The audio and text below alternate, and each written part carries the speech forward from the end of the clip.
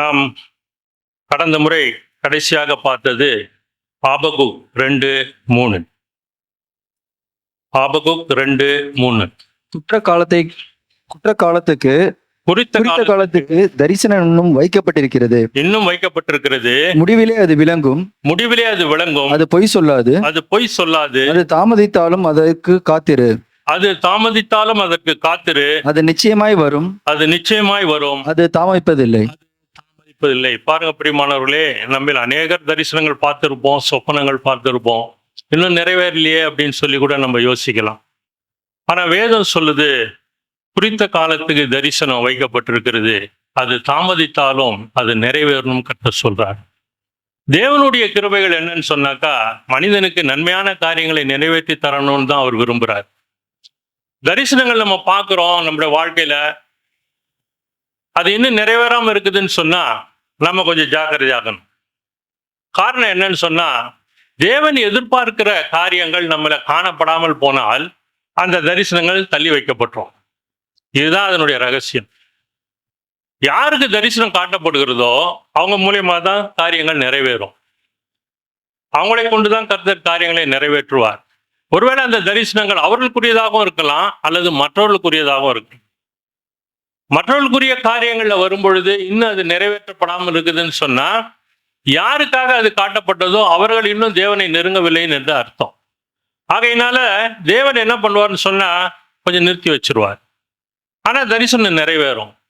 அவர்களை மீண்டும் தம்மிடத்தில் கொண்டு வருவார், ஒப்புரவாகும்படி செய்வார்.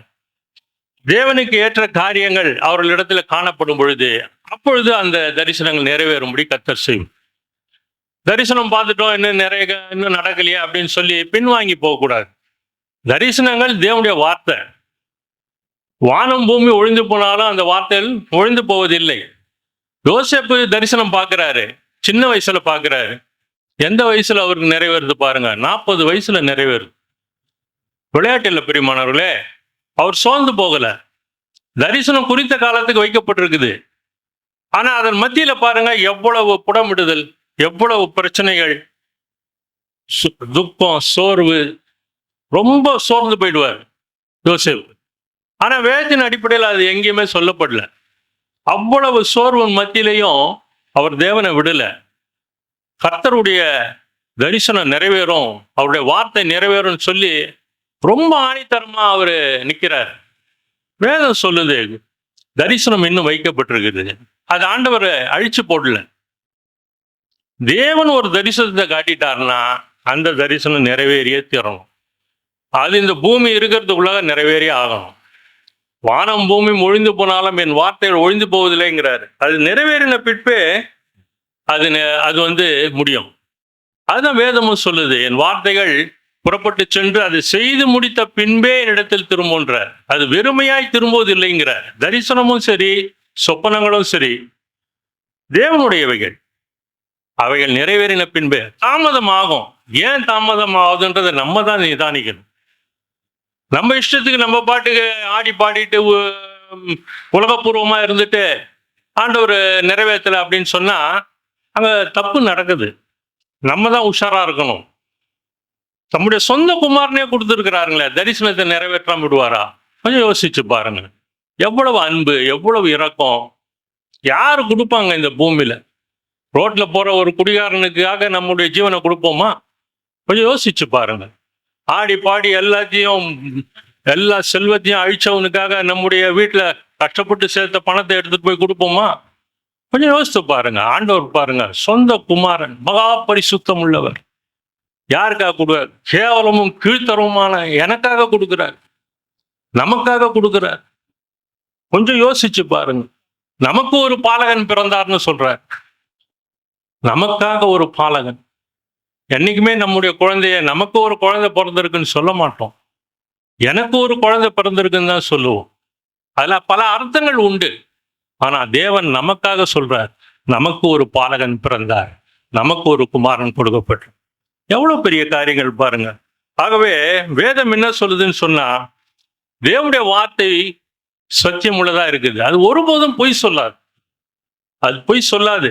அது தாமதித்தால் அது காத்திருங்கள், அது நிறைவேறும் சொல்றாரு. பாருங்க பிரியமானவர்களே, வேதத்தின் அடிப்படையில் நிறைய காரியங்களை நம்ம தியானிச்சோம், தாமதத்துக்குரியது. இப்ப அடுத்தபடியாக புதிய ஏற்பாட்டுக்குள்ள வருவோம்.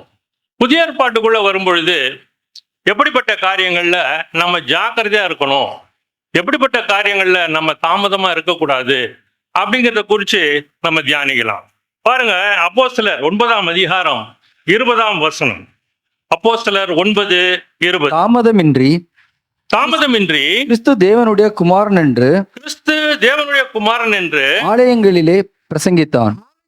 பிரசங்கித்தான். பாருங்க, இங்க நம்ம பார்க்கிறோம், சவுல் என்கின்ற பவுல் ரட்சிக்கப்பட்டாரு, இயேசு கிறிஸ்துவை ஏற்றுக்கொண்டாரு. அப்படி இருக்கக்கூடிய சவுல் என்ன பண்றாருன்னு சொன்னா, அவர் கிறிஸ்துவை அறிந்து கொள்ளும் பொழுது அவர் கண்கள்ல அவருக்கு குருட்டாட்டம் ஆயிடுது.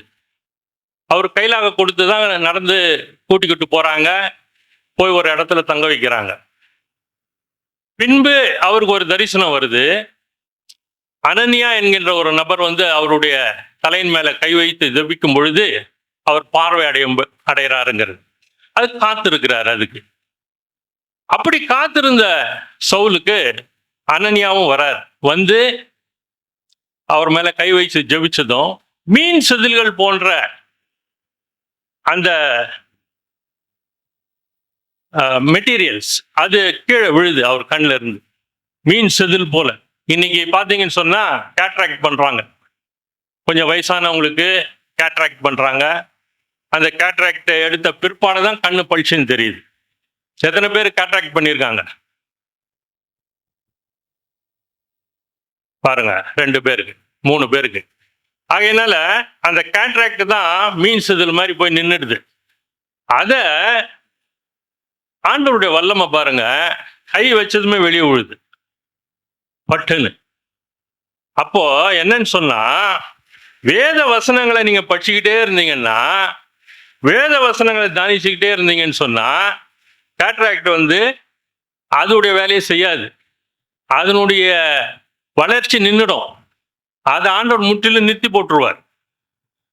அதுதான் வேதம் சொல்லுது, இரவும் பகலும் கர்த்தருடைய வேதத்தில் தியானமா இருக்கிற மனுஷன் பாக்கியவான், அவன் நீர்க்கால்களின் ஓரமாய் நடப்பட்ட மரத்துக்கு ஒப்பா இருக்கிறான், காலத்துல தன் கனியை தந்து இலை உதிராது இருக்கிற மரம் போல. இலை உதிரலன்னா அந்த மரம் பார்த்தீங்கன்னா அப்படியே இளமையா இருக்கும். தேவனுடைய வார்த்தையை நீங்க தியானம் பண்ணிக்கிட்டே இருந்தீங்கன்னா, படிச்சுக்கிட்டே இருந்தீங்கன்னா, அது பாட்டு அது வேலையை செய்துக்கிட்டே இருக்கும். உள்ள தேவையில்லாதவைகளை வளர விடாது, தேவையில்லாதவைகளை நெருங்க விடாது, தேவையில்லாதவைகளை தூரப்படுத்தும். நல்ல நண்பர்களை கொண்டு வந்து சேர்ப்போம், தீய நண்பர்களை தூரப்படுத்தும், தீய பழக்க வழக்கங்கள் மேல மனது போகாதபடி தடுத்து நிறுத்தும். பலன் இருக்குதுங்க வார்த்தையில. அதுதான் வார்த்தை சொல்லுது யோவான் எழுதின சுவிசேஷத்துல, அவருடைய வார்த்தை ஆவியாகவும் ஜீவனாகவும் இருக்குதுன்ற. ஆவியும் ஜீவனும் 2 சேரும் பொழுதுதான் லாசரு உயிரோட எழும்புறார். வெளியே வா அப்படிங்கிறார். வார்த்தையில ஆவியும் ஜீவன் இருக்கு. இந்த வார்த்தையில ஆவியும் ஜீவன் இருக்கு. அதை ருசிக்கணும். இந்த வார்த்தையை நம்ம புசிக்கணும். இதுல இருக்கிற ஜீவ தண்ணீரை குடிக்கணும். நேரம் எடுக்கும் தான். ஏன்னாக்கா எதிராளி போராடுவோம். ஆடின காலம் பாடின வாயும் சும்மா இருக்காது. அல்லேலூயா. அந்த மாதிரி சரீரம் உலகத்துக்குரிய ஆசைகள்ல அதனுடைய ருசியை பார்த்துச்சுன்னா அந்த பக்கம் சாய பார்க்கும். அதுதான் போராட்டம். அதுதான் முதல்ல கொடுத்துருவோம். அதை டக்குன்னு எவ்வளவு சீக்கிரமா கொடுக்க முடியுமோ அந்த ருசியை ரொம்ப சீக்கிரமா கொடுத்துருவான் உலகத்தான். இதுல இருந்து விடுபடி வரணும் நம்ம. அதுதான் தாமதம் எடுக்கும் நமக்கு. அந்த தாமதத்துல நம்ம தேவனுக்கு நின்னோம்னா, தேவன் மேல் வாஞ்ச இருக்கும். அவர் மேல நின்னோம்னா, அந்த கண்மலையாக கிறிஸ்துவின் மேல, அப்ப இந்த காரியங்களை நம்ம ருசிக்கலாம். வேதம் தான் சொல்லுது. பாருங்க, சவுல் என்ன பண்றாரு, தாமதமின்றி என்னைக்கு அவர் ரட்சிக்கப்பட்டாரோ 3 நாள் குருட்டாட்டம். எல்லா அந்தகாரமும் முன்னால ஆடி இருக்கும். எல்லாம் அவர்கிட்ட வந்திருக்கும். நீ இப்படிலாம் பண்ணியிருக்கிறிய, நீ இதெல்லாம் கொலை பண்ணியிருக்கிறிய, இந்த பண்ணியிருக்க, அதை எல்லாம் ஃப்ரண்ட்ல வந்து நின்று இருக்கும். கண்ணு மூடினா முதல்ல நமக்கு என்னங்க வரும்? கண்ணு திறக்க முடியல, கண்ணு மூடிக்கிச்சு. நமக்கு என்ன ஃபர்ஸ்ட் என்ன வரும்? ஆ? இன்னைக்கு நேரம் நிறைய இருக்குது, சொல்லுங்க. என்ன வரும் ஃபர்ஸ்ட்? பயம்தான் வந்து நிற்கும் முதல்ல. முதல்ல ஃபர்ஸ்ட் அப்ப யார் நிக்கிறா? பிசாசு நிக்கிறான்னு அர்த்தம். கண்ணு தெரியலன்னா அவ்வளவுதான், நம்ம டூமு அப்படின்னு ஆயிடும். அப்போ பாருங்க பிரியமானவர்களே, ஆனா சவுலு ரொம்ப உஷாரான ஒரு ஆள், ரொம்ப ஷார்ப்பான ஒரு மனிதர்.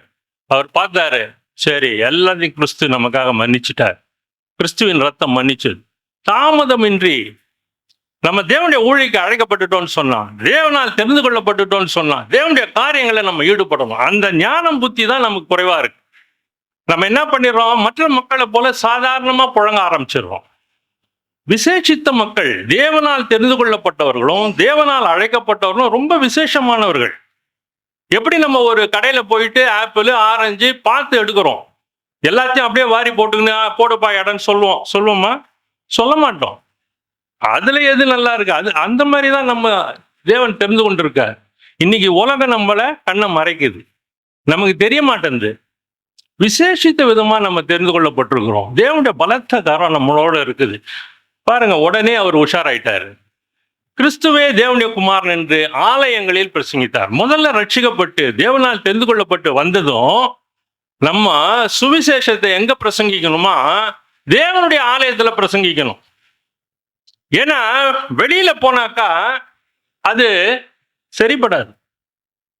ஏன்னா ஏற்கனவே சவுல் யாருன்னு வெளியில இருக்கிறவனுக்கு தெரியும், அவன் ஏத்துக்க மாட்டான். முதல் தேவாலயம் உள்ளுக்குள்ள வந்து தேவனுடைய வார்த்தையை பிரசங்கித்து தேவனுடைய அபிஷேகத்தை பெற்று தேவனுடைய கிருபைகளை பெற்று தேவனுடைய வார்த்தையை வெளிப்படுத்தி ஆத்துமக்களை ஆதாயம் பண்றது.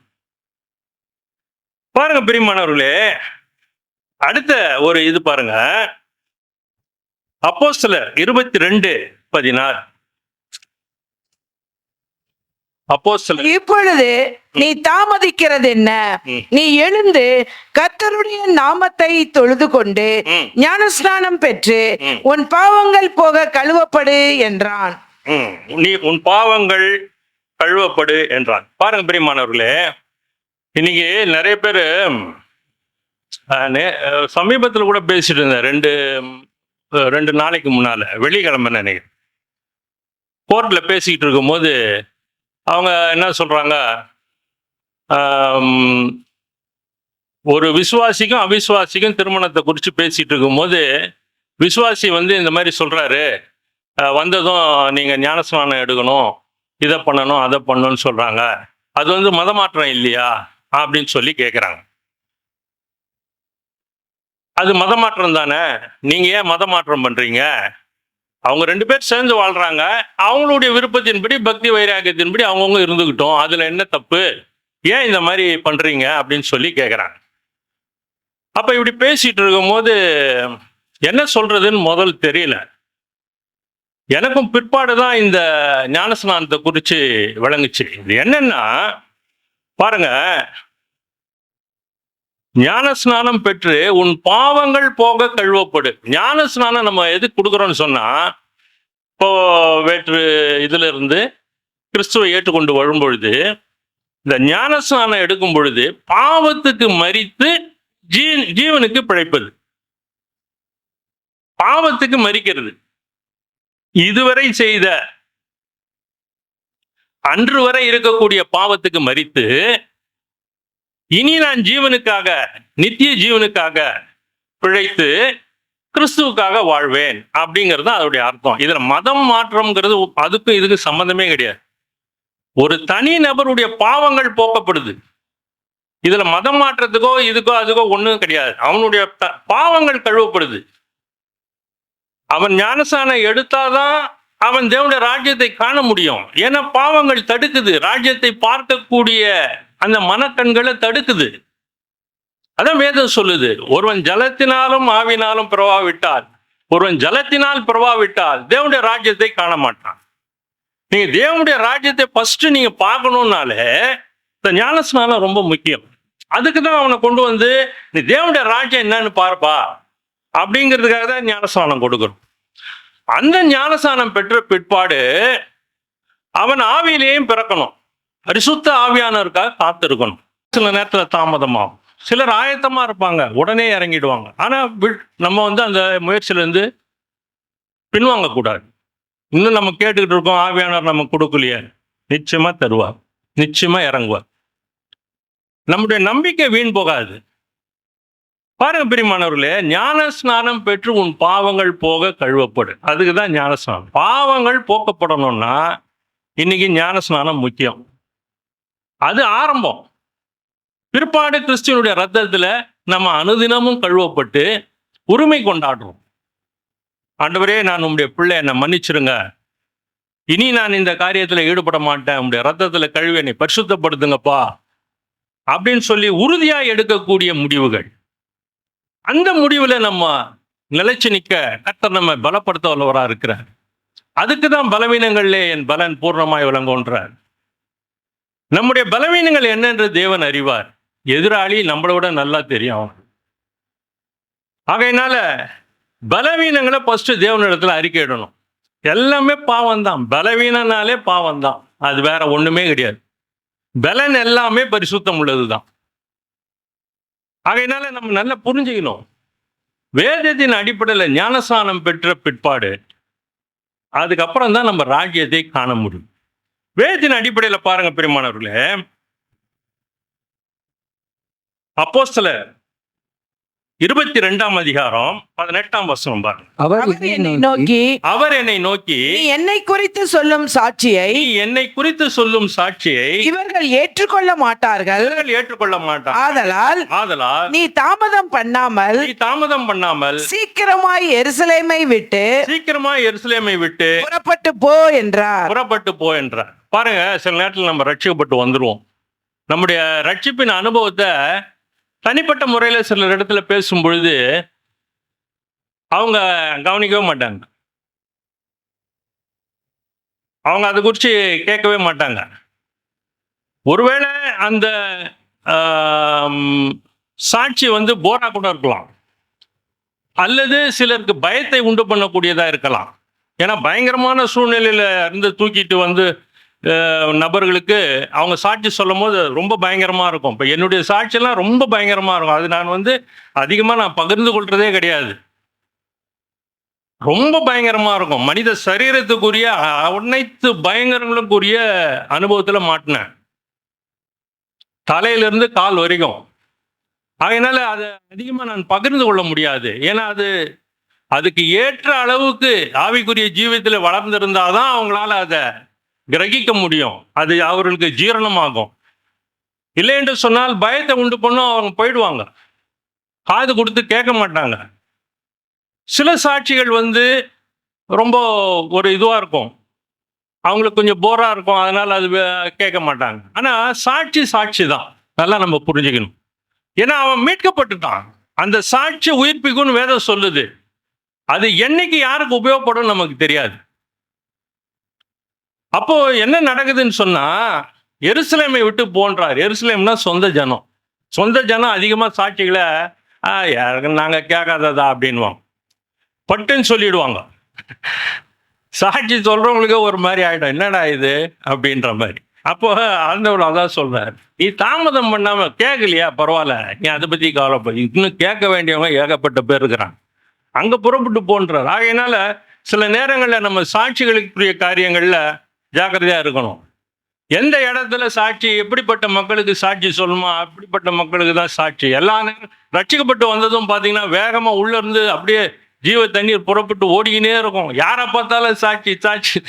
அப்புறம் நம்மளை தூரத்துல பார்த்ததுமே அவன் சாட்சி வரான்டான், அந்த பக்கம் போடான்டுவான், அந்த மாதிரி ஆயிடும். அதனால அது கொஞ்சம் ஆரம்பத்தில் அப்படி இருக்கும், அதுக்கப்புறம் ஆட்டோமேட்டிக்காக செட் ஆகிடும். பாருங்க பிரியமான, வேதம் நமக்கு சொல்லி தருது, அதை நம்ம கத்துக்கிறது இல்லை, அதுதான் அதனுடைய சாராம்சம்.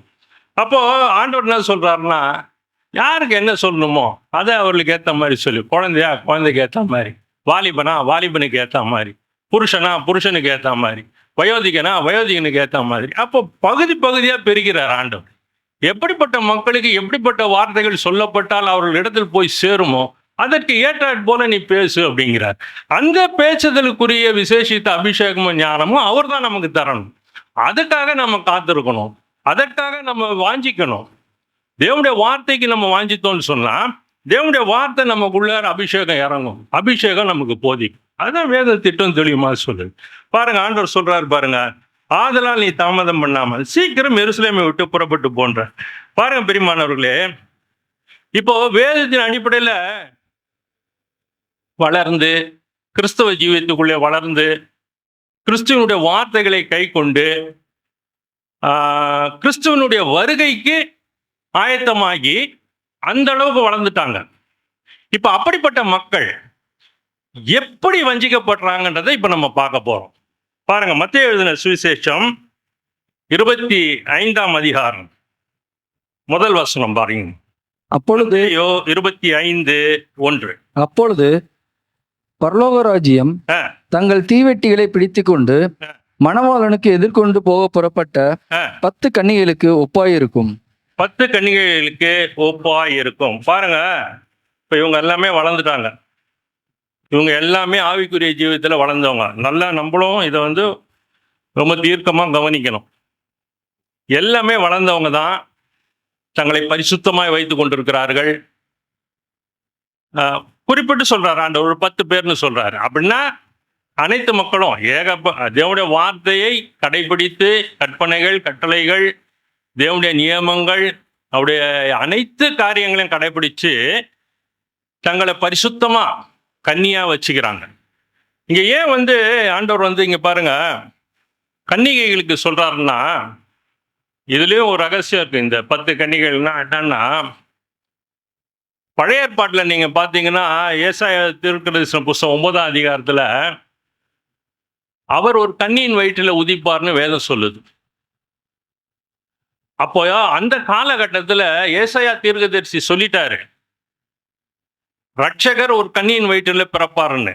அப்போ அந்த காலத்துல இருந்த யூத மக்கள், இஸ்ரவேலர் என்ன பண்ணிட்டாங்கன்னா, பெண்கள் தங்களை பரிசுத்தமா விவாகம் பண்ணாமல் கன்னிய ஸ்திரீகளா வாழக்கூடியவர்களா இருந்தாங்க.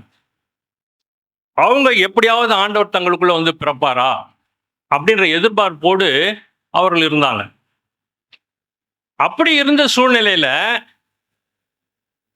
கன்னியா இருந்து வாழ்ந்து கொண்டிருந்து மீண்டும் குடும்ப வாழ்க்கைக்குள்ள பிரவேசிக்கக்கூடிய மரியாள் இடத்துல ஆண்டவர் பிரவேசிக்கிறார். அது தேவனுடைய தீர்மானம். அப்பவும் அவங்க இன்னும் கன்னியா தான் இருக்கிறாங்க, இன்னும் புருஷனை அறியல. அப்போ அந்த மக்களை அவங்கள அவரை தெரிந்து கொள்றார், கன்னி மரியாளை தெரிந்து கொண்டு தேவன் அவங்க மூலியமா பிறக்கிறார். இது பழைய ஏற்பாட்டுக்குரியது. அதுல இருந்து அந்த பழைய ஏற்பாட்டு காலத்துல இருந்து இன்னும் நிறைய பேர் கன்னிய ஸ்திரீகளாக தான் வராங்க. அது அவங்க தேவனுக்காக தங்களை அர்ப்பணித்து வாழ்க்கை நடத்துறாங்க. இங்க ஆண்டவர் சொல்றாரு பாருங்க, இந்த 10 கன்னிகைகள் எப்படிப்பட்டவர்கள்னா, புதிய ஏற்பாட்டின்படி சொல்லப்பட்ட அனைத்து உபதேசங்களையும் கடைபிடிக்கக்கூடியவர்கள். இது கன்னிகைகள்னா பெண்கள் மட்டும் நினைச்சுக்காதீங்க, ஆண்களும் சேர்ந்துதான் அடங்கும் இதுல. ஏன்னா அவர் தான் மணவாளன், நம்மள மணவாட்டி சபை. அப்போ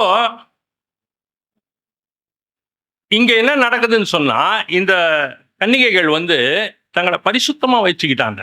தேவனுக்காக தன்னை ஒப்பு கொடுத்தவர்கள், தேவனுக்காக வாழ்ந்தவர்கள். தேவனுடைய வருகை இப்போ வரப்போகுது, அவரை எதிர்கொண்டு சந்திக்கணும். அப்ப 2வது வசனம் என்ன சொல்லுது பாருங்க. அவர்களில் 5 பேர் புத்தி உள்ளவர்களும் 5 பேர் புத்தி இல்லாதவர்களுமாய் இருந்தார்கள். பாருங்க, அவர்களில் 5 பேர் புத்தி உள்ளவர்கள், 5 பேர் புத்தி இல்லாதவர். ஆனா கன்னிகைகள் தான். அப்ப என்னன்னா, தேவனுடைய வார்த்தை 5 பேர்கிட்ட இருக்குது, மீதி 5 பேர்கிட்ட குறைவா இருக்குது. அதுதான் வேதம் சொல்லுது. பாருங்க, இந்த புத்தி இல்லாதவர் புத்தி உள்ளவர் என்னன்னு பார்த்துடலாம். பாருங்க, நீதிமொழிகள் 21ஆம் அதிகாரம் 20ஆம் வசனம். நீதிமொழிகள் 21:20.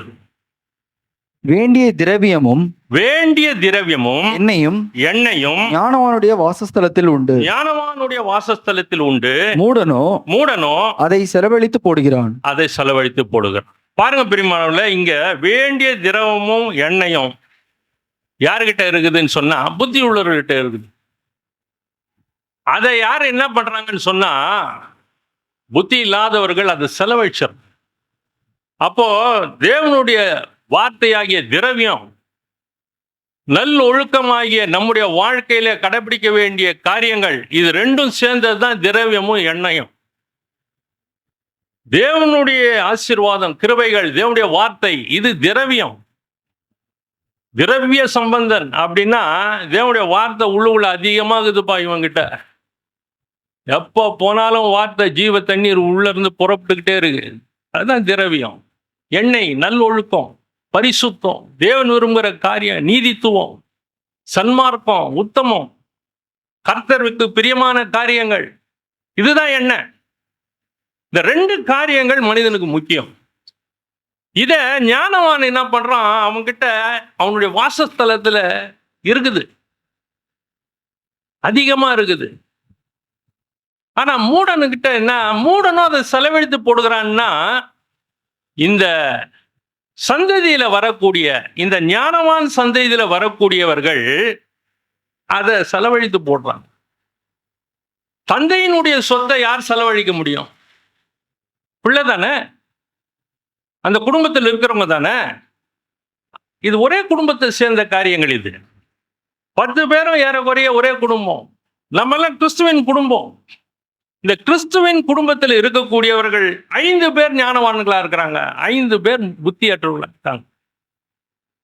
அப்ப இங்க என்ன நடக்குது? அதை ஆண்டவர் கொடுக்குறாரு, அதை ஆண்டவர் பார்த்துக்கிறாரு அப்படி சொல்லிட்டு இஷ்டத்துக்கு விட்டுட்டு போயிடுறாங்க. தேட வேண்டிய காரியங்கள், நடக்க வேண்டிய செயல்கள், பரிசுத்தத்துக்குரிய காரியங்கள் எதுவுமே இல்லை. அப்ப என்ன ஆகுது? பேங்க் பேலன்ஸ் கம்மியாயினே போகுது. வேதத்தின் அடிப்படையில் பாருங்க, 3 புத்தி இல்லாதவர்கள் தங்கள் தீவெட்டிகளை எடுத்துக்கொண்டு போனார்கள், எண்ணெயையோ கூட கொண்டு போகவில்லை. எண்ணெயோ கூட கொண்டு போகவில்லை. புத்தி இல்லாதவர்கள், புத்தி உள்ளவர்கள் தங்கள் தீவெட்டிகளோடு கூட தங்கள் பாத்திரங்களில் எண்ணெயையும் கொண்டு போனார்கள். ஆமா, இந்த புத்தி உள்ளவர்களை கர்த்தருக்கு பயப்படுகிறவர்கள். அப்போ அவங்க என்ன பண்றாங்கன்னா, போகும் பொழுதே எனி டைம் ஆண்டவர் வந்துருவார். உலகத்துக்குரிய காரியங்கள்ல நம்ம தூரப்படுத்திக்கணும், உஷாரா தங்களை வச்சுக்கிறாங்க, பாதுகாப்பா இருந்துக்கிறாங்க, பரிசுத்தத்துக்குரிய வளையத்துக்குள்ளேயே இருக்கிறாங்க. அப்ப இவங்க போகும்பொழுது என்ன பண்றாங்க? அந்த எண்ணெயை எடுத்துக்கிட்டு போறாங்க, நல் ஒழுக்கத்தையும், தேவன் விரும்புகிற காரியங்கள். பாருங்க பிரியமானவர்களே, அடுத்து என்ன சொல்லுது பாருங்க. மணவாளன் வர தாமதித்த போது அவர்கள் எல்லாரும் நித்திரை மயக்கமடைந்து தூங்கிவிட்டார்கள். இந்த வார்த்தை ரொம்ப முக்கியமா நம்ம பார்க்கணும். என்னன்னா, ஆண்டவராகிய இயேசு கிறிஸ்து வரப்போறார் நம்ம சொல்லிட்டு இருக்கோம். அதுவும் வேதமா தான் சொல்லுது. அவர் எப்பனா வரட்டும், நம்ம ஆயத்தப்படுற வழியை பார்க்கணும். அதுதான் நமக்குரிய புத்தி. அவர் வரதுக்குள்ள நம்ம ஆயத்தப்படுற வழியை பார்க்கணும். அவர் வரும் பொழுது நம்ம டிப்டாப்பா இருக்கணும். அவர் வரும் பொழுது நம்ம வேலை செய்யக்கூடியவர்களாய் காணப்படணும். அதுதான் புத்தி உள்ள வேலையாள். அவர் வரும் பொழுது அவருடைய காரியங்களில் நம்ம ஈடுபடக்கூடியவராய் காணப்படும் பொழுது அவர் நம்மளை அழைச்சிக்கிட்டு போவார். இங்க வேதம் என்ன சொல்லுது? அவர் வர தாமதமாவது, அவர்கள் எல்லாரும் நித்திரை மயக்கமடைந்தார்கள், தூங்கி விட்டார்கள் வேதம் சொல்லுது. அப்ப என்ன நடக்குதுன்னு சொன்னா, இவங்க அதாவது இந்த இடத்துல இந்த நித்திரை மயக்கம் அப்படிங்கிறத நம்ம நல்லா புரிஞ்சுக்கணும். இது வெறும் இந்த தூக்கம் மட்டும் கிடையாது, ஏதோ தலைகாணியை போட்டு தூங்குற கதை கிடையாது. இது ஆவிக்குரிய ஜீவத்துல தூங்கிடும். நல்லா நம்ம புரிஞ்சுக்கணும். செய்ய வேண்டிய தேவனுடைய காரியங்களை செய்வதற்கு பதிலா நம்ம என்ன பண்ணிடுறோம்னா, அப்படியே அவர் வர்றாரு, நம்ம பண்ணிட்டு தானே இருக்கிறோம் அப்படின்னு சொல்லிட்டு நமக்கு வைக்கப்பட்ட வேலை என்னவோ அந்த வேலையை விட்டு டீவியேஷன் ஆகிறது. நல்லா நம்ம புரிஞ்சுக்கணும். குடும்ப பாரம், மற்ற காரியங்கள், சிலர் பார்த்தீங்கன்னாக்கா ஆண்டவர் அப்போஸ்தல ஊழியத்துக்கு அழைச்சா இவங்க பொது சேவைக்கு போயிடுவாங்க.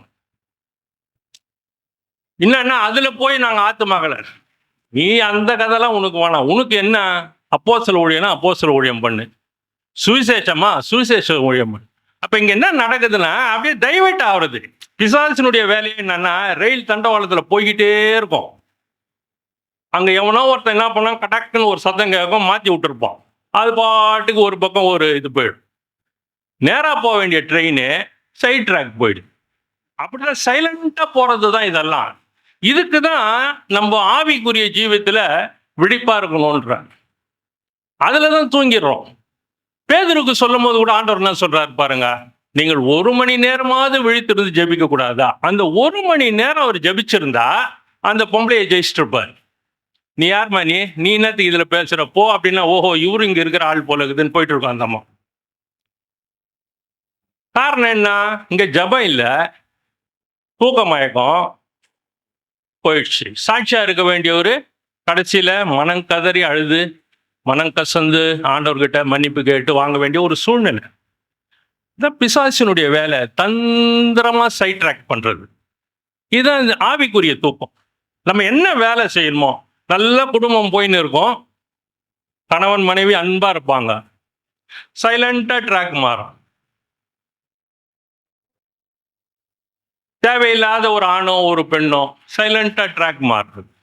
ஜாக்கிரதையா இருக்கணும். குடும்ப வாழ்க்கை, நம்முடைய மனைவி நம்முடைய கணவன் போதும், இது தாங்கிறதே பெரிய விஷயமாகுது. இதுக்கு மேலே சைடில் எதுக்கு பிரச்சனை வேணாம்.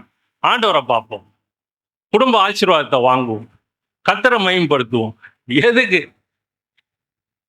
ஜாக்கிரதையா இருக்கணும்.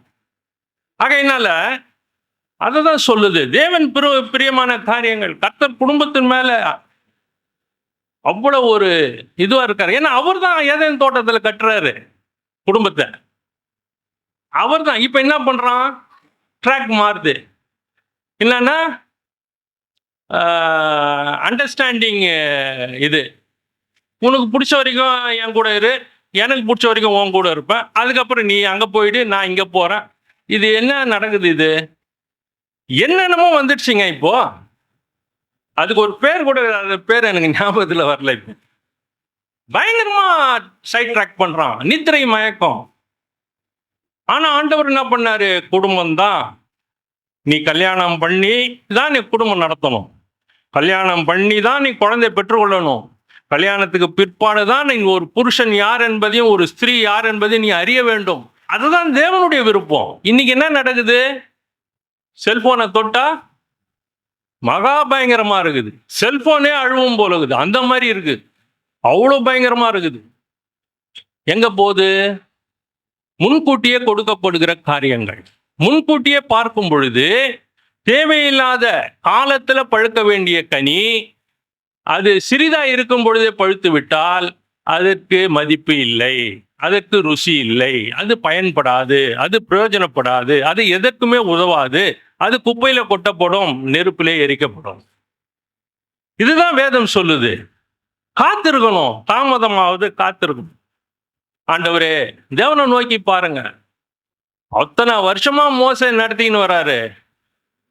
கொஞ்ச நேரம் ஒரு 40 நாள் மேல போயிட்டு வரதுக்குள்ள ஜனம் அடுத்த ஆளை பாரு அப்படின்னு. அந்த மாதிரி இருந்தா எப்படி குடும்பம் நடத்துறது? மக்கள் எவ்வளோ பொறுமையோட இருந்து தேவனை நோக்கி பார்த்துருக்கணும். ஆண்டவரே, எங்களை நடத்தி கொண்டு வந்த மோசேக்கு எதுவும் நேரிடக்கூடாதுன்னு ஒருத்தனாவது ஜெபிச்சிருப்பாங்க. என்ன காடியும் தீனியும் கௌதாரியும் தின்னவனுங்க ஒருத்தனாவது ஜெபிச்சானா பாருங்க. ஒரு நன்றி இருக்குதா? ஒரு நன்றி இருக்கா அவனுங்களுக்குள்ளார? நல்ல வாய் புல்லா சாப்பிட்டவனுங்க ஒருத்தராவது மோசேக்கு ஏதும் நேரிடக்கூடாது, ஆண்டவரே பத்திரமாய் அனுப்புங்க, காத்து கொள்ளுங்கப்பா அப்படின்னு சொல்லி ஒருத்தர், ஒரு ஆண் ஒரு பெண், சொந்த சகோதரனே அங்க ஜெபிக்கலங்க. அவன் தான் உயிருக்கு பயந்துங்கன்னு அவங்களுக்கு தேவையானது ரைட்டுன்னு சொல்லி ஒரு கண்ணுக்குட்டியை செய்து வச்சு ஏதோ ஒன்று பண்ணின்னு போங்கடான்ட்டாரு. விளையாட்டு இல்லை பிரியமானவர்களே. வேதம் சொல்லுது நித்திரை மயக்கம் அடைந்து தூங்கி விட்டாரு. ஏன்னா அந்த ஜனம் எப்படா ஆடலாம் பாடலாம், மோசே இருக்கிற கட்டுக்கோப்பா இருக்குது. ஒருத்தன் கூட எல்லாம் துணிமணியோட தான் இருக்கணும். வேதத்துல பாருங்க, மோசே காணணுன்னதும் எல்லாம் துணி அவுத்துட்டானுங்க, எல்லாம் நிர்வாணம். வேதம் சொல்லுதுங்க, அவர்கள் நிர்வாணமாக்கிய யாரு? ஆரோன் பிரதான ஆசாரியன் நிர்வாணமாக்கினான்னு வேதம் சொல்லுது. எங்க காத்துக்கிட்டு இருக்குது பாருங்க உலகம். ஆதாம் ஏவாளுடைய காலத்துக்கு கொண்டு போறோம். இன்னைக்கு அந்த நிலைக்கு தான் போய்கிட்டு இருக்குது. நிர்வாணத்தை தான் இப்ப அதிகமா உலகம் பார்க்குது. இன்னைக்கு நாமளும் அதை பார்த்துக்கிட்டு இருந்தோம்னா இந்த நித்திரை மயக்கத்துக்குள்ள போய் விழுந்துருவோம். கன்னிகைகள் தான் புத்தி இல்லாம போகுது. பாருங்க வேதத்தின் அடிப்படையில் என்ன நடக்குது பாருங்க. அடுத்த வசனம். நடுராத்திரியிலே நடுராத்திரியிலே இதோ இதோ மணவாளன் வருகிறார், மணவாளன் வருகிறார், அவருக்கு எதிர்கொண்டு போக அவருக்கு எதிர்கொண்டு போக புறப்படுங்கள் என்கிற சத்தம் கன்னிகைகள் எல்லாரும் அந்த கன்னிகைகள் எல்லாம் எழுந்திருந்து எழுந்திருந்து தீவெட்டிகளை ஆயத்தப்படுத்தினார்கள். தீவெட்டிகளை ஆயத்தப்படுத்தினார். பாருங்க பிரியமானவர்களே, நித்திரை மயக்கமா தான் இருக்கிறாங்க. நல்லா நீங்க புரிஞ்சுக்கணும். இவங்களுக்கு மணவாளன் வருகிறார் என்கிற சத்தம் கேட்குது. இது இந்த சத்தம் காதுல கேட்கறது எதனாலன்னா கர்த்தருடைய கிருபை.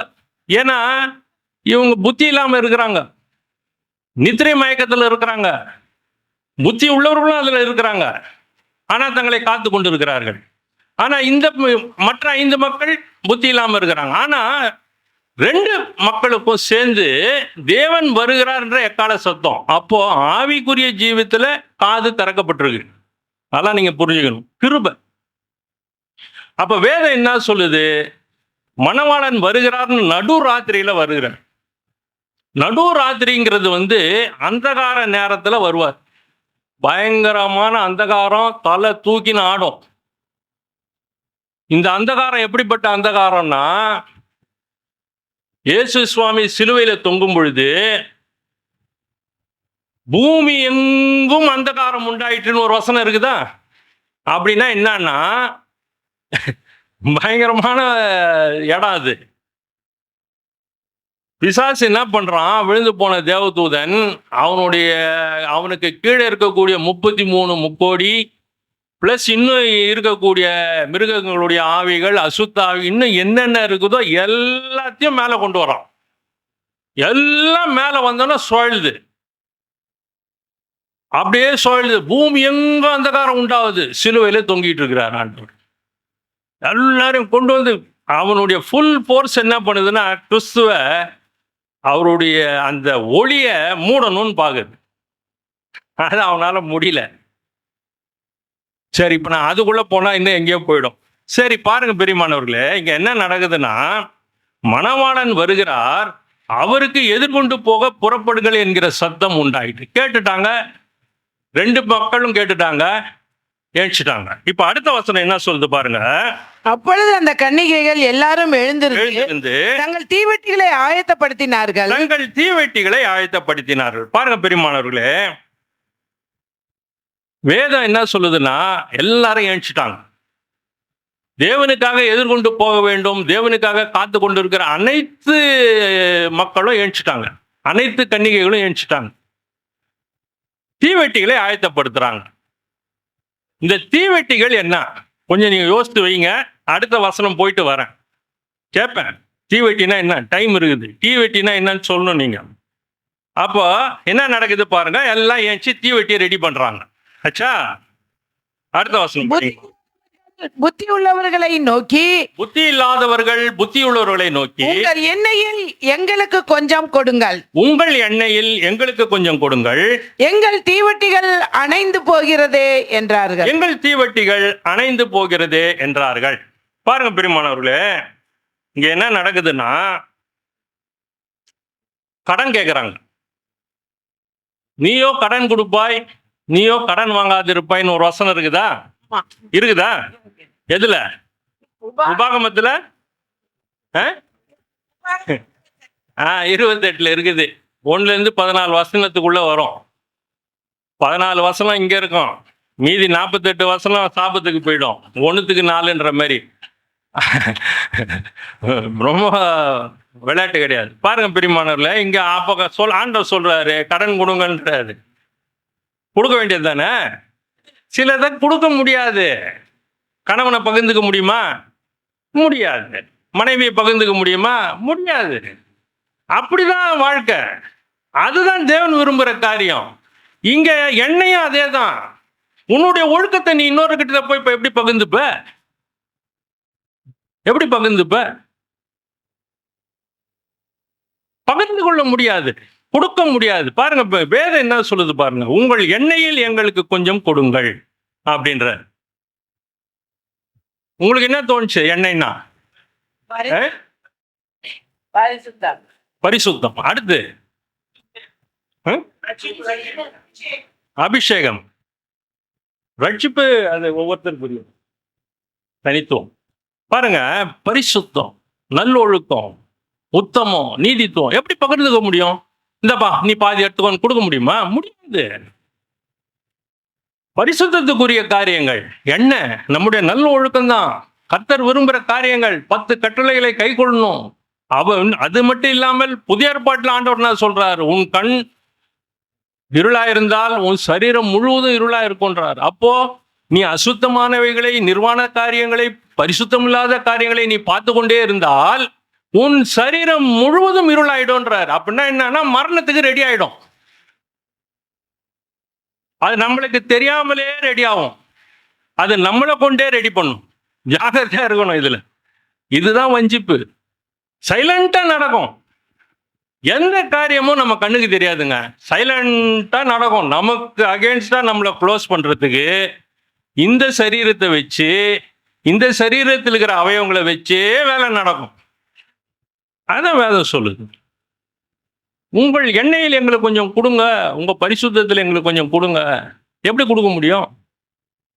பரிசுத்தம் அவர்களுக்குரியது. ஏன்னா அது கஷ்டப்பட்டு வாங்கிறது, அது கஷ்டப்பட்டு அதை மேற்கொள்வது, உலகத்தோடு போராடுவது, அது ஆத்மாவுக்குரியது. இந்த ஆத்மா தேவனுடைய ராஜ்யத்துல போய் சேரணுன்றதுக்காக நம்ம ஒழுக்கத்தோட வாழ்றது. 10 பேர் போல இன்னைக்கு போய் குடிச்சிட்டு போலாமே, 10 பேர் போல போய் விபச்சாரம் பண்ணிட்டு போலாமே, வேசித்தனம் பண்ணலாமே. ஏன் நம்ம அதெல்லாம் அடக்கிறோம்? தேவ ராஜ்யத்துக்குரிய காரியங்கள் இல்ல. இப்ப இங்க என்ன நடக்குது? இவங்களும் அந்த அந்த 5 பேரும் புத்தி இல்லாத 5 பேரும் புத்தி உள்ள 5 பேரோட தான் சேர்ந்து தங்கி இருக்கிறாங்க. இவங்க எங்கேயும் வெளியே போல, இவங்க எங்கேயும் வெளியே போய் தப்பு பண்ணல, ஆனா எண்ணெயை கொண்டு வரல. ஆனா இவங்களுக்கு இல்ல எண்ணெய் எப்படி கம்மியாச்சு? அதை நம்ம கவனிக்கணும். அப்ப என்ன நடக்குதுன்னு சொன்னா, அயர்ந்து தூங்கும் பொழுது, அதாவது ஆவிக்குரிய ஜீவித்துல அயர்ந்து தூங்கும் பொழுது சிந்தனைகளும் எண்ணங்களும் கரைப்பட்டு போயிடும். சிந்தனைகளும் எண்ணங்களும் அசுத்தங்களுக்கு துணை போகக்கூடியதாய் போயிடுச்சுன்னு சொன்னா சரீரம் அதுக்கு எசைஞ்சிடும். சரீரம் அதுக்கு எசையும் போது பிசாசு டேக் ஓவர் பண்ணிடும். இதுதான் அங்க நடக்குது. இப்ப மீண்டும் என்ன தேவை பாருங்க, வேதம் என்ன சொல்லுதுப்பா, படிங்க. புத்தியுள்ளவர்கள் பிரதியுத்தரமாக அப்படி அல்ல எங்களுக்கும் உங்களுக்கும் போதாமல் இராதபடி நீங்கள் விற்கிறவர்களிடத்தில் போய் உங்களுக்காக வாங்கிக் கொள்ளுங்கள் என்றார்கள். பாருங்க பிரியமானவர்களே, வேதம் என்ன சொல்லுது? புத்தி உள்ளவர்கள் பிரதியுத்தரமாக அப்படி அல்ல. டீசென்ட்டா சொல்லிட்டாங்க. இந்த உஷாராகிறவங்க டீசென்ட்டா சொல்றது. கொடுக்க முடியாது அப்படின்னு சொன்னாக்கா ஐயோ ஆண்டவர் அதுக்கு எதாவது கோவப்பட்டுருவாரோ அப்படின்ற மாதிரி யோசிச்சு, பா வித்துட்டேன், உனக்கும் பத்தாது எனக்கும் பத்தாதுப்பா, விற்கிறாங்கப்பா, அது போய் அந்த இடத்துல போய் வாங்கிக்கோ. டீசெண்டா சொல்றது, கோவப்படாம. நிறைய பேர் சிலர் மனசே புண்படக்கூடாது அந்த மாதிரி பேசுவாங்க. அதெல்லாம் பயங்கர அன்புள்ளவர்கள் அவங்கெல்லாம். அந்த மாதிரி மக்கள் எல்லாம் நம்ம நண்பர்களாகவும் சொந்தக்காரன் பெற்றுக்கொள்வது ரொம்ப நம்ம கொடுத்து வச்சிருக்கணும். மனசே போனபடியா ஒரு வார்த்தை கூட பேச மாட்டாங்க. அந்த மாதிரி மக்கள்லாம் இருக்கிறாங்க. அப்படிப்பட்டவர்கள தான் இவங்களும்.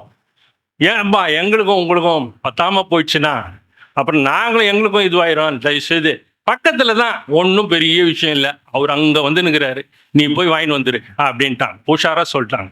எங்களுக்கும் உங்களுக்கும் போதாரு, நீங்கள் போய் விற்கிற 2 தெரு தள்ளி தானேப்பா, போய் வாங்கிட்டு வந்துருன்ட்டாங்க. அப்ப என்ன நடக்குதுன்னு சொன்னா, அப்படியே இருங்க இல்ல முந்தின வசனம், நீங்கள் விற்கிற இடத்தில் போய் உங்களுக்காக வாங்கி கொள்ளுங்கள். பாருங்க, இதுல நல்லா நீங்க புரிஞ்சுக்கணும். என்னன்னா, இந்த விற்கிறவங்க தேவனுடைய வார்த்தையை காசுக்காக விற்கிறாங்க. நல்லா நீங்க புரிஞ்சுக்கணும். அப்படிப்பட்ட சபைகள் இருக்குது. தேவனுடைய வார்த்தையை பணத்துக்காக விற்கிறவர்கள். நிறைய போதகங்கள் பார்த்தீங்கன்னா, இந்த ஆசீர்வாத ஊழியம், இந்த செழிப்பின் ஊழியம், இந்த சமாதானத்தின் ஊழியம், இப்படிப்பட்ட ஊழியங்கள் இன்னும் விதவிதமா இருக்கும். கம்பேஷனேட் மினிஸ்ட்ரினோ, மனதுருக்கத்தின் ஊழியம், எல்லா விதமான ஊழியங்களும் போவோம். எல்லாம் எதுக்கு? ஒரு அடிப்படை நோக்கத்துக்கு போகும். ஆனா சுவிசேஷம்னா என்ன? நல்லா நம்ம புரிஞ்சுக்கணும். பரிசுத்த ஆவியானவர் உங்களிடத்தில் வரும் பொழுது பலனடைந்து நீங்கள் இப்ப எப்படி டிசீவ் பண்றான் பாருங்க. நீங்க சாட்சிக்கு போது ஆவியானவர் உங்களிடத்தில் வரும்போது என்ன உங்களுக்கு சொல்லி தருவாரு? பாவத்தை குறித்தும், நீதியை குறித்தும், நியாய தீர்ப்பை குறித்தும் கண்டித்து உணர்த்துவார். இதுதான் இங்க இருந்து பேச வேண்டிய வார்த்தைய. மீதி எல்லாம் ஆண்டவர் கொடுப்பாரு. சமாதானம், சந்தோஷம், அன்பு. அதுக்கப்புறம் நீங்க என்னென்ன கேட்குறீங்க? என்னம்மா கேட்குறீங்க? எல்லாம் கொடுப்பாரு. ஆனா ஆவியானவர் வரும்பொழுது இந்த வார்த்தைகளுக்கு நம்ம உடன்பட்டு அதுல போய் நம்ம ஃபிட் ஆயிட்டோம்னா பாவத்தை குறித்து கண்டித்து உணர்த்துவார். அப்ப பாவத்தை விட்டு நம்ம வெளியே வந்துட்டோம்னா சமாதான சந்தோஷம் ஆட்டோமேட்டிக்கா வந்துடும். இன்னைக்கு சமாதானம்னதும் எனக்கு அவங்கள ஞாபகம் வருது. அப்போ ஆட்டோமேட்டிக்கா வந்துடும். சமாதானமும் சந்தோஷமும் உள்ள வந்துடும். பாவத்தை குறித்து கண்டித்து உணர்த்தும் பொழுது பாவத்தை விட்டு நீங்க விலகிட்டீங்கன்னா நீங்க you are the first class people to God. நீங்க தேவனுக்கு முதற்தரமான மக்கள். அதை நீங்க புரிஞ்சுக்கணும். இன்னைக்கு வியாபாரம் நடக்குது. விற்கிறவர்களிடத்தில் போய் எப்படிங்க விற்பாங்க? நீங்க நல்லா புரிஞ்சுக்கணும் அதை. அப்ப யார் விற்கிறா? தேவனுடைய மக்கள் தானே யாரை விற்கிறாங்க? விற்கிறவரிடத்தில் போய் உங்களுக்காக வாங்கி கொள்ளுங்கள். அப்ப பணத்தை கொடுத்து தானே வாங்கணும். இலவசமாய் வாங்கி கொள்ளுங்கள்னு வேதம் சொல்லல. விற்கிறவரிடத்தில் போய் நீங்கள் இலவசமாய் வாங்கிக்கணும்னு சொல்லியிருக்காரா? இல்லையே. பணத்தை கொடுத்து தான் வாங்கணும். வியாபாரம் பண்றாங்க. வியாபாரம் நடக்குது. இன்னைக்கு கிறிஸ்துவின் ஊழியங்கள் என்ன பண்ண? வியாபாரத்துக்காக நடக்குது. அதனாலதான் பிசாசு தலைவங்கிறான். நடுராத்திரில வர வேண்டிய சூழ்நிலை ஆண்டவருக்கு ஏற்படுறதுக்கு காரணம் இதாங்க. இன்னைக்கு வெளிச்சம் பிரகாசித்து வீசக்கூடிய அளவுக்கு ஊழியர்கள் இல்லையே. இல்லாததுனால என்ன நடக்குது? அந்த காரம் மேலோங்குது. இதன் மத்தியிலே சிலர் தேவனுக்கு பயந்து தங்களுடைய வாழ்க்கை அர்ப்பணித்து கன்னியை போல பரிசுத்தம் உள்ளவர்களாய் ஜீவித்து தேவனுக்கு என்று எதிர்கொண்டு போயணும், ஆண்டவருடைய வருகையில உள்ள பிரவேசிக்கணும்னு வாஞ்சையோட இருக்கிற மக்கள். இந்த மக்கள் மத்தியிலே இருக்கக்கூடிய எப்படி அயர்ந்த நித்திரையை கொடுத்து டிவேட் பண்ணி அவங்களுக்கு பற்றாக்குறையை கொடுத்துட்டான் பாருங்க. எந்த லெவலு, மேக்சிமம் லெவலு, வருகை பார்த்தா உள்ள போயிடலாம், அவ்வளவுதான். அந்த சிச்சுவேஷன்ல அவ்வளவு மைன்யூட்டா பக்கத்துல இந்த லிப் அண்ட் த சிப்னு சொல்லுவாங்க. டீ எடுத்து குடிக்கிற நேரத்தில் கீழே கொட்டுற கதை அதான் லிப் அண்ட் த சிப்பு. அவ்வளவு பக்கத்துல போய் கீழே சொட்டுது. அப்ப என்ன நடக்குது? எப்ப அளவுக்கு அவன் மக்களை வஞ்சிக்கிறதுக்கு எவ்வளவு அவங்கள ராஜ்யத்துக்குள்ள போகக்கூடாது, இந்த மண்ணு ராஜ்யத்துக்குள்ள போறதா அப்படிங்கிறது அவனுடைய கேள்வியே. அதை போக விடாம தடுக்கிறேன் பாரு அப்படிங்கிறது தான் சவால். அப்ப இங்க என்ன நடக்குது பாருங்க. விற்கிறவரிடத்தில் போய் உங்களுக்காக வாங்கி கொள்ளுங்கள். அடுத்த வசனம் என்ன சொல்லுங்க? அப்படியே அவர்கள் வாங்க போன போது மணவாளன் வந்து விட்டார். ஆயத்தமாய் இருந்தவர்கள் அவரோட கூட கல்யாண வீட்டிற்குள் பிரவேசித்தார்கள். கதவும் அடைக்கப்பட்டது. மேட்டர் எல்லாம் பினிஷ் ஆயிடுச்சு. பாருங்க பிரியமானவர்களே, அவங்க வாங்க போயிட்டாங்க, மணவாளன் வந்துட்டார். இப்ப இதுல ஒரு ரகசியம் இருக்குது. அதை நீங்க பாத்தீங்கன்னு சொன்னா 10 பேர் புத்தி இல்லாம ஆயிட்டதுனால அவங்களுக்கு என்ன ஆகி போயிடுச்சு, வார்த்தை கிடைக்கல. வேதம் என்ன சொல்லுது? சங்கீதம் 119 105.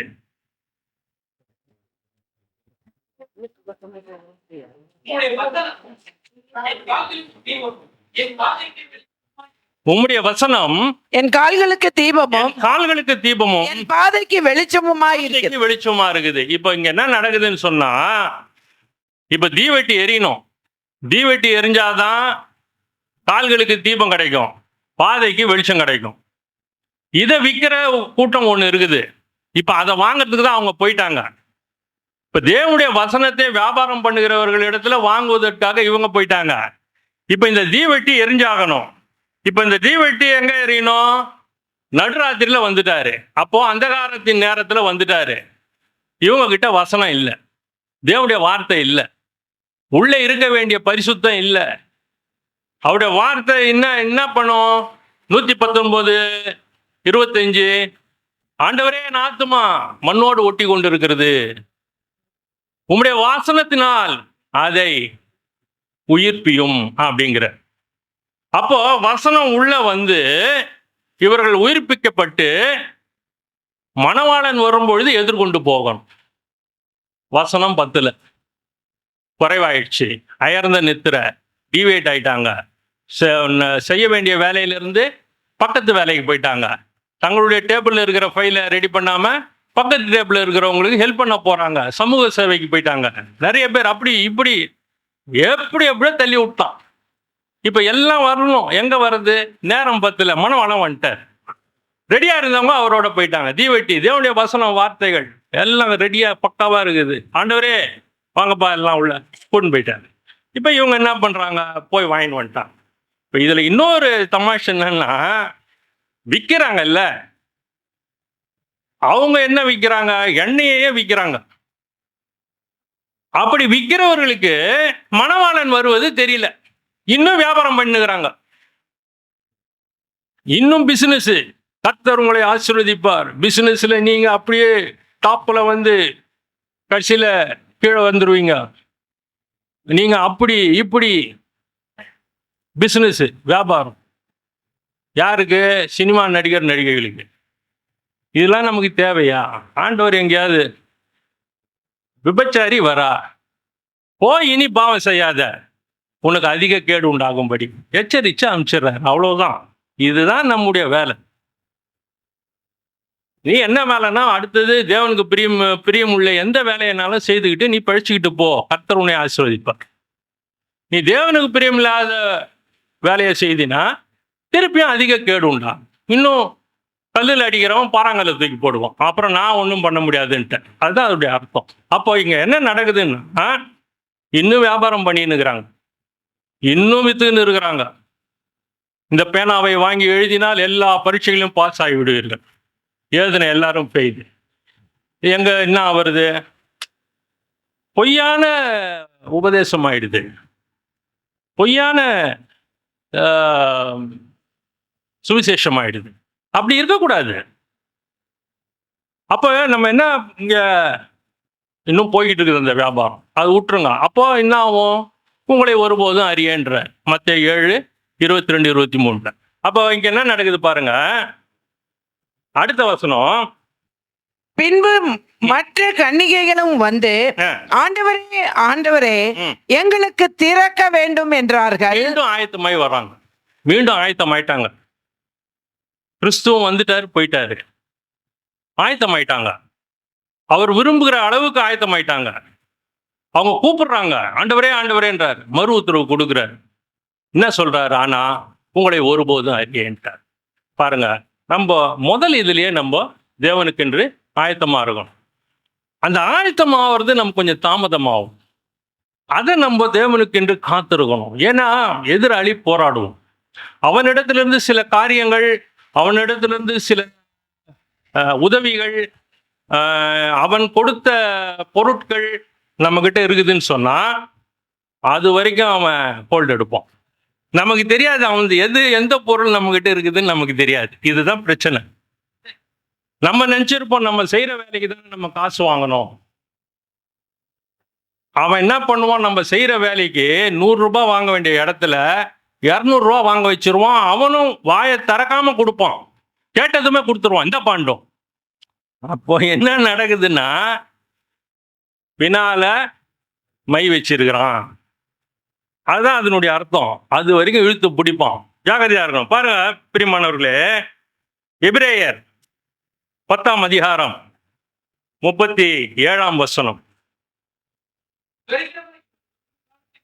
வருகிறவர் இன்னும் கொஞ்ச காலத்தில் வருவார், தாமதம் பண்ணார். பாருங்க பிரியமானவர்களே, இந்த தாமதம்ங்கிற தலைப்பு எடுத்த உங்களுக்கு, இது அடுத்த வாரம் தான் உங்களோட நான் பேசணும். இது முந்தின வாரமே வந்துடுச்சு பாருங்க. இப்ப அடுத்த வாரம் யாரும் இது 2 பகுதி கேட்டவங்க வந்து உட்காரலாம். 3வது பகுதி இன்னைக்கு பேசுவாருங்க. முந்தின வாரமே வந்துடுச்சு பாருங்க. பூச்சி வச்சுன்னுக்கிற மாதிரி இவர் சோர்ந்து போய் இவர் சொல்றார். ஆடின ஆட்டமும் பாடின பாட்டும் அவருக்கு தான் தெரியும். அப்படிப்பட்ட ஒரு வாழ்க்கை. ஆனா அவர் பேசுறது என்ன? கிறிஸ்து வருக தாமதமானது. நான் அங்க போய் போச்சு. வேதம் என்ன சொல்லுது? வாக்குத்தத்தம் பண்ணினவர் உண்மை உள்ளவர். அவர் சீக்கிரமா வர்றாருன்னா அது அவருடைய விருப்பம். தாமதமா வர்றாருன்னா அது அவருடைய விருப்பம். நம்முடைய வேலை என்ன? இருக்கிற பிரச்சனைகள் இருந்து நிம்மதியா அங்க போய் உட்காரணும்.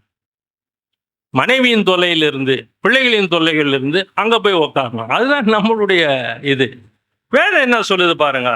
2 பேதுரு 3ஆம் அதிகாரம் 9ஆம் வசனம். 2 பேதுரு 3:9. தாமதிக்கிறார் என்று சிலர் எண்ணுகிறபடி வாக்குத்தத்தத்தை குறித்து தாமதமாயிராமல் ஒருவரும் கெட்டு போகாமல் எல்லோரும் மனம் திரும்ப வேண்டும் என்று எண்ணி நம்மேல் நீடிய பொறுமையுள்ளவராக இருக்கிறார். பாருங்க பெரியமானவர்களே, எல்லாரும் ஒருவனும் கெட்டு போக நித்திய ஜீவனை அடையணும். அதுக்காக தான் அவர் யோவான் 3:16 கொடுத்தார். அப்படி இருக்கிற சூழ்நிலையில நம்ம என்ன பண்றோம்? நம்ம ரெடியா இருக்கிறோம்னு நினைச்சுக்கிட்டு இன்னும் தாமதிக்கிறார். நம்ம இன்னும் ரெடியா ஆகல. அவர் விரும்புகிற பரிசுத்தம் நம்மள காணப்படணும். அந்த பரிசுத்தம் காணப்படும் பொழுதுதான் நம்ம உள்ள எடுத்துக்கொள்ளப்பட முடியும். தேவன் விரும்புகிற காரியம் அதுதான். அது தாமதமாதா இன்னும் நல்ல பலப்படுங்க, தேவனுக்குள்ளே பலப்படுங்க, இன்னும் சிறப்படுங்க, இன்னும் நல்ல கியூரிங் ஆகணும். எப்படி ஒரு பில்லர் ஒரு அஸ்திபாரத்துக்கு நல்ல தண்ணி ஊத்தி கியூரிங் பண்ணுவாங்க, அது போல நம்முடைய சரீர ஆவி ஆத்துமாக்கு ஜீவ தண்ணீரை ஊத்தி நல்ல கியூரிங் பண்ணுங்க.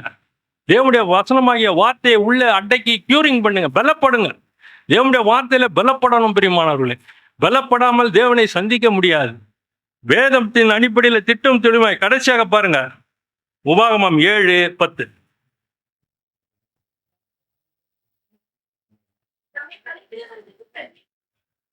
பாருங்க, ஆண்டவர் நம்ம நினைச்சுக்கிறோம் எல்லாம் அப்படி இப்படின்னு. வேதம் என்ன சொல்லுது பாருங்க. தம்மை பகைக்கிறவர்களுக்கு பிரத்யட்சமாய் பதிலளித்து 7:10. அவர்களை அழிப்பார் என்றும் தம்மை பகைக்கிறவனுக்கு அவர் தாமதியாமல் பிரத்யட்சமாய் பதிலளிப்பார் என்றும் நீ அறிய கடவாய். பாருங்க பிரியமானவர்களே, நம்ம ஆண்டவரை ஏத்துக்கிட்டோம். நம்ம அன்பு, சந்தோஷம், சமாதானம், நீடிய பொறுமைன்னு சொல்லி அன்பாயிருந்து சிலரிடத்துல நம்ம ஏமாந்து போயிருக்கலாம். நம்முடைய பணத்தை கொடுத்து ஏமாந்து இருக்கலாம், அல்லது நம்முடைய நட்பை கொடுத்து ஏமாந்து இருக்கலாம், இல்லை யாருக்காவது ஜாமீன் கொடுத்து ஏமாந்து இருக்கலாம், அல்லது வேறு வழிகளில் நம்பி மோசம் போயிருக்கலாம். வேதம் சொல்லுகிறது, இன்னைக்கு நம்ம ஆண்டவருக்கு பயந்து இருக்கிறோம்னு சொன்னா வார்த்தை என்ன சொல்லுது பாருங்க. பிரத்யட்சமாய் பதிலளித்து அவர்களை அழிப்பார். இது நம்மளுடைய வார்த்தை இல்லை, தேவனுடைய வார்த்தை. தேவன் செய்வதற்கு நம்ம விட்டுறணும் சில நேரங்களில். ஏன்னா வேதம் என்ன சொல்லுது? நீங்க தப்பான காரியத்தில் ஈடுபடாதீங்க, நீங்க எந்த தவறுதலான காரியங்களில் ஈடுபடாதீங்க, சட்டத்துக்கு விரோதமான காரியங்களை ஈடுபடாதீங்க அப்படின்னு சொல்றாரு. அப்போ அவர் தானே நமக்கு பதிலளிக்கணும். அதான் வேதம் என்ன சொல்லுது? பழி வாங்குதல் எனக்குரியது, நான் பதில் செய்வேங்கிற. அப்போ அவர் பழி வாங்குவதற்கு நம்ம விட்டுறணும். தாமதமாகும். தேவன் ஒரு வார்த்தை சொல்லிட்டா தாமதமாகும், ஆனா அது நிறைவேறும். வார்த்தை அதான் சொல்லும், அழிப்பார். அது நம்முடைய கண்கள் காணும், விளையாட்டு இல்லை. ஆனா அவர்கள் அழிந்து போகணும்னு நம்ம நினைக்க கூடாது. அதுவும் இருக்குது. அவர்கள் அழிந்து போகணும்னு நம்ம நினைக்க கூடாது. ஆத்துமாக்கள் ஆதாயப்பட்டு நம்முடைய பொருள் திரும்பி வந்தால் சந்தோஷம்தான். அந்த ஆத்மா ஆதாயப்படுது, வெளியே போய் ஊழியம் பண்ணாமலே ஆதாயமாய் வந்துடுது இல்லை. ஆனா கிருபை இருந்தால்தான் ஆதாயமாகும், இல்லைன்னா அழிவு உண்டாயிடும். பாருங்க, அடுத்து என்ன சொல்றார்? பகைக்கிறவனுக்கு அவர் தாமதியாமல் பிரத்யட்சமாய் பதில் அளிப்பார். அந்த பதில் எப்படி வேணா இருக்கும். அவன் பதிலே சொல்லாதபடி வாய் கூட கோணின்னு போயிடும். அது எப்படி வேணா இருக்கும். பயங்கரமான தேவனுங்க, கண்ணு கூட பார்த்தாச்சு. அதனாலதான் உங்களுக்கு இந்த கடைசி வசனத்தை இதை வச்சிருக்கிறேன். அதனால கவலைப்படாதீங்க. தாமதமாவது, கொடுக்குறான் கொடுக்கல, கர்த்தரிடத்துல வச்சிருங்க. அவர் ஒரு வார்த்தை உங்களுக்கு சொல்லிட்டா அதை வாங்கி உள்ள வச்சிங்க போதும். அது உங்களுக்கு சந்தோஷம், சமாதானம், நீடிப்பு எல்லாம் கொடுக்கும். கர்த்தர் தாமே நம்மளை ஆசீர்வதித்து காத்து பலப்படுத்தி ஸ்திரப்படுத்தி கிருபைக்குள் மூடிக்கொள்வாங்க. ஆமென்.